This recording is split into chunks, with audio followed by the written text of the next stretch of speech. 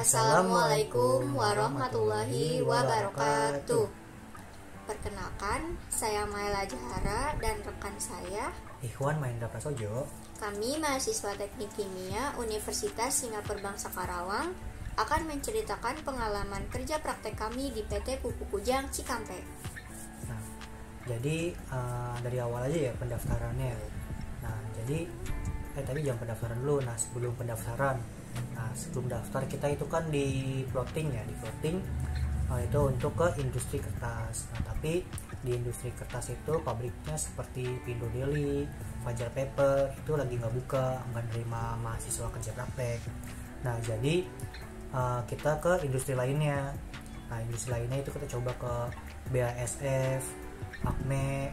Nah, terus setelah itu kita coba bener-bener apply nih, maksudnya kita coba-coba, kita telepon dulu buka apa enggak. Nah, terus kita coba bener-bener coba itu kita apply ke Petrokimia Gresik. Nah, Petrokimia Gresik ini secara online. Terus dia melalui websitenya Prakerin. Nah, setelah kita ngajuin apply, nggak diterima karena full gitu di sana. Nah, selanjutnya ya sudah, kita coba telepon lagi ke Politama, terus Indo Acidatama, Chandra Asri juga.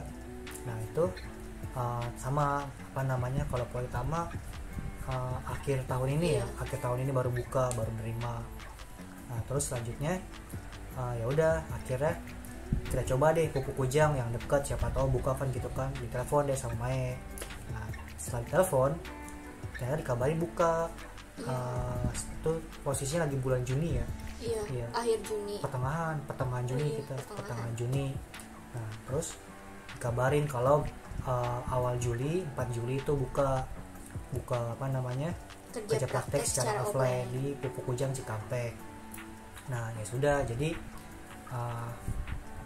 setelah mendapatkan informasi tersebut, kita mengurus persyaratan yang dibutuhkan untuk mengapply ke sana, seperti proposal permohonan kerja praktek, lalu kita mengurus surat pengantar dari fakultas.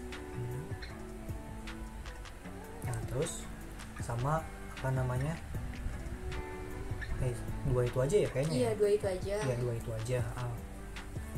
Nah, selanjutnya kita kan belum tahu apa-apa ya, maksudnya belum pernah masuk ke dalam banget ke pabrik pupuk kujangnya. Nah, jadi kita tanya dulu nih ke pos satpamnya. Nah, di situ dikabarin kalau yang kerja praktek itu ngajuinnya ke PPSDM. Nah, ya sudah, kita bawa deh tuh proposal sama surat pengantar kita. Itu kita jadinya ngajuinnya bulan Agustus ya. Jadinya ngajuinnya bulan Agustus. Nah, terus ini kan pas kita ngajuin, kita di sana ditanyain karena yang bagian produksi yang biasa mahasiswa teknik kimia kerja praktek di sana itu lagi full. Jadi kita ditawarin alternatif, kita masuk ke pengelolaan proses. Unit pengelolaan proses. Nah, jadi ya sudah, akhirnya kita ambil resiko lah, bisa bilang ya. Nah, ya sudah, jadi setelah kita deal untuk di unit ini nanti dikabarin surat penerimaannya lewat WA. Nah, jadi setelah beberapa hari, 2 harian lah sekitar, kurang lebih itu dikirimin surat penerimaannya itu. Nah, di surat penerimaannya ini dituliskan untuk dipersiapkan nih alat safety yang harus dibawa. Nah, alat safety-nya itu ada safety shoes, safety vest, terus safety helm, sama earplug. Nah, terus terus kita juga harus melengkapi persyaratan yang lain, seperti surat keterangan sehat dari klinik terdekat sama surat keterangan kita sudah divaksin COVID. Nah, selanjutnya kan Nah selanjutnya kita mengikuti safety induction. Nah safety induction ini kita dijelaskan tentang safety yang harus dilakukan gitu, atau yang harus dijalani selama di pabrik PT Pupuk Kujang. Nah selain safety itu juga sempat ajarin juga lah baiknya gimana, etika gitu hal-hal yang boleh dan tidak dilakukan gitu, yang hal yang wajar lah dan tidak wajar dilakukan di PT Pupuk Kujang atau di area PT Pupuk Kujang. Nah selanjutnya setelah kita melaksanakan safety induction ya, pada 1 Agustus kita pelaksananya 1 Agustus sampai 31 Agustus ya, 31 Agustus, jadi sebulan. Nah jadi pada hari pertama itu kita ngapain aja?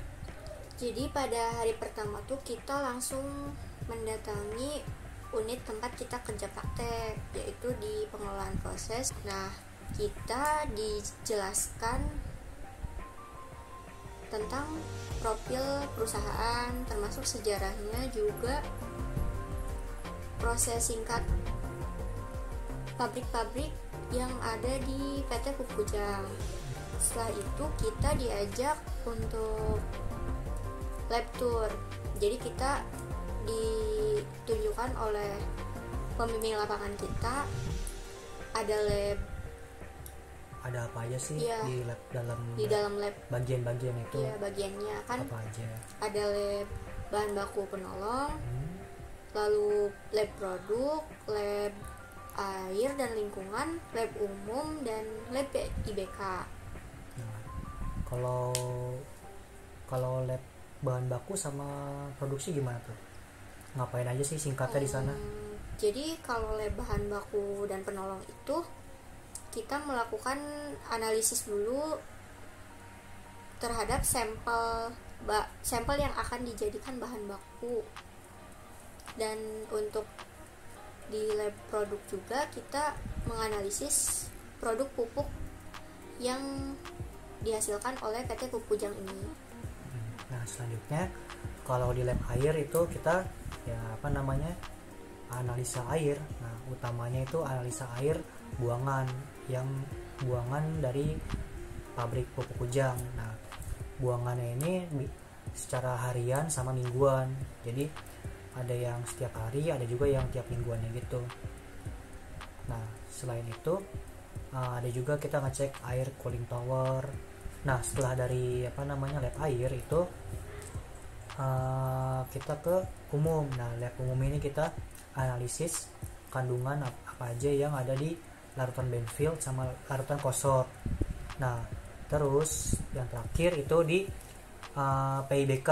Nah bagian PIBK ini maksudnya pengadaan instrumen dan bahan kimia. Nah jadi intinya itu di sono kalau ada instrumen, alat lab yang rusak itu kita bisa coba benerin, atau kita coba kita adakan misalnya butuh instrumen ini, nah di order gitu. Nah terus bahan kimia, nah jadi kita bikin bahan kimia di sana, kayak nyeduh kopi lah bisa dibilang lah, tapi sini nyeduh bahan kimia gitu maksudnya. Bikin solvent.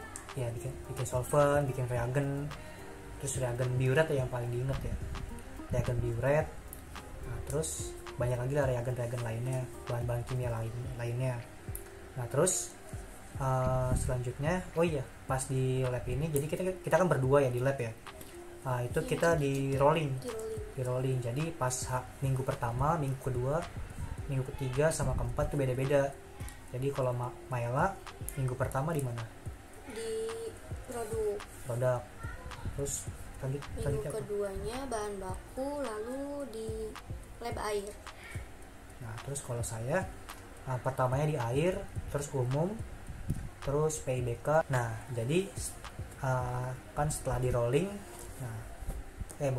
jadi saat kita rolling, nah jadi di minggu ketiga kita diajak plan tour. Plan tour plan. Nah tour plan ini kita jadi ya jalan-jalan sama kayak lab tour tadi, dikenalin kalau ada ya. Jadi pupuk kujang itu ada berapa pabrik sih, Mai? Jadi pupuk kujang ini memiliki pabrik Kujang 1A dan Kujang 1B. Di Kujang 1A ini ada pabrik utilitas, pabrik amonia, dan pabrik urea. Kujang 1B pun sama. Ada 3 pabrik utilitas, pabrik amonia, dan pabrik urea. Kemudian Kujang juga mempunyai pabrik PPCO dan pupuk NPK. Tetapi kita hanya plantur di pabrik utilitas, pabrik urea, dan pabrik amonia saja. Nah, jadi planturnya itu kita awalnya ke amonia dulu, terus urea, dan terakhir ke utilitas. Nah, jadi ya bisa dibilang tadi kan disuruh bawa ear plug ya. Nah, ear plug itu ya kenapa? Karena berisik di sana. Suara alat-alatnya pokoknya berisik lah. Nah, jadi kita diharuskan memakai earplug selama di area pabrik yang itu dalam pabriknya. Nah, jadi di pabrik amonia itu ada banyak deh yang dilihat, ada heat exchanger. Nah, itu kan kalau di PFD sama di aslinya tuh ya beda ukurannya. Nah, ada yang panjang banget kan tuh, ada yang pendek gitu, ada yang gede juga. Nah, terus yang utamanya itu kan reformer ya, primary reformer, ada steam reformer, amonia converter. Itu reaktornya di pabrik amonia itu ada banyak reaktor. Nah, selanjutnya itu di urea ya. Di urea itu ya tau lah ya, kalau mungkin pernah lewat pupuk kujang itu mungkin kelihatan nggak sih dari luar, mungkin lah ya kelihatan, itu yang tinggi banget towernya, namanya itu Preling Tower.